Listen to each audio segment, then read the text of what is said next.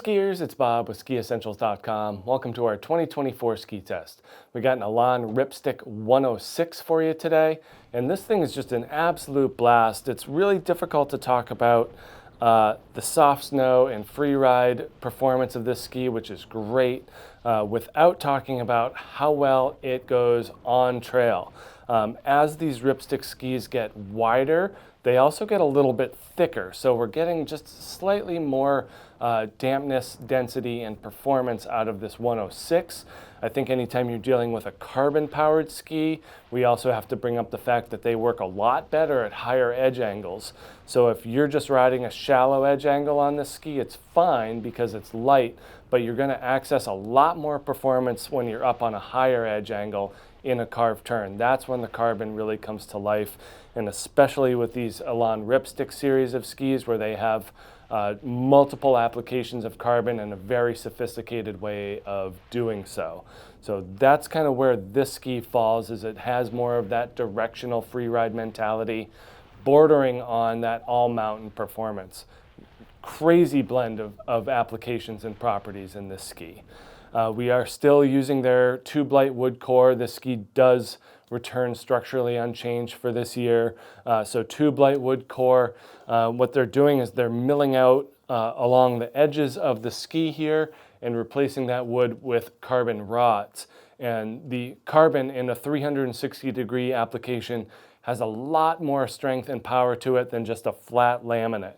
So what you're doing is you're able to access that carbon in just a full way from tip to tail. Once you get it up on edge, it bends and flexes stiffly, but provides a lot of feedback on the tail end. Because it's put in the ski to follow along the side cut, it's also put in there under pressure, so there's already energy built into that carbon. So from tip to tail, you feel a lot of power in this ski, especially when it's up on a higher edge angle and you're really accessing the entirety of the performance of that carbon, of those carbon tubes.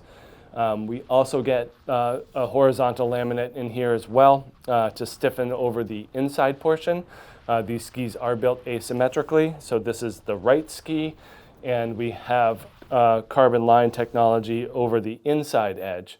So when you're tipping up on the inside edge of your downhill ski, you get more stiffness and more energy to go along with those carbon tubes. The other side of the ski does not have that carbon, and that just allows the ski to be a little bit more flexible. That uphill edge will track along and ride alongside with the downhill of the other ski, and that gives it just a smooth overall feeling and character. When it's combined with the asymmetry of the rocker profile, those components work really well in harmony and get you that smooth performance and powerful feel. Crazy blend of those attributes for sure. But yeah, great build, really sophisticated. This is the 180, and just because it has more mass, more material, a little bit thicker of a sidewall profile, we do see the weight climb up a little bit, 1,889 grams. But there aren't too many, 106s out there that fall under that 2,000 gram mark. So we are still getting a relatively light ski when we look at the lighter tips because of the vapor tip inserts and kind of, a straighter oriented tail. It does turn very easily, so it doesn't feel like you're being weighed down by much at all.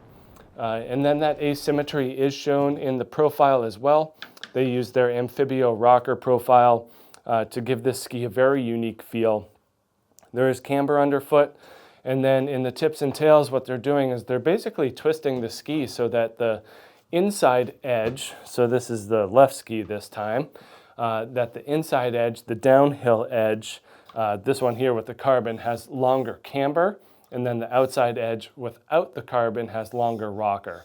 So more carbon, more camber on the inside, that leads to stronger initiation, a longer effective edge on that inside portion, and that smooth, powerful feel. And then on the outside edge, more rocker, less material. That's allowing the ski to drift along with that downhill ski and provide that smooth edge-to-edge transitions as a 106, it's more meant to be skied in softer snow. And while the Amphibio rocker is on like all of their skis down to the narrower Wingman series, in this width, it seems to work really well because you can feel it more in the softer snow.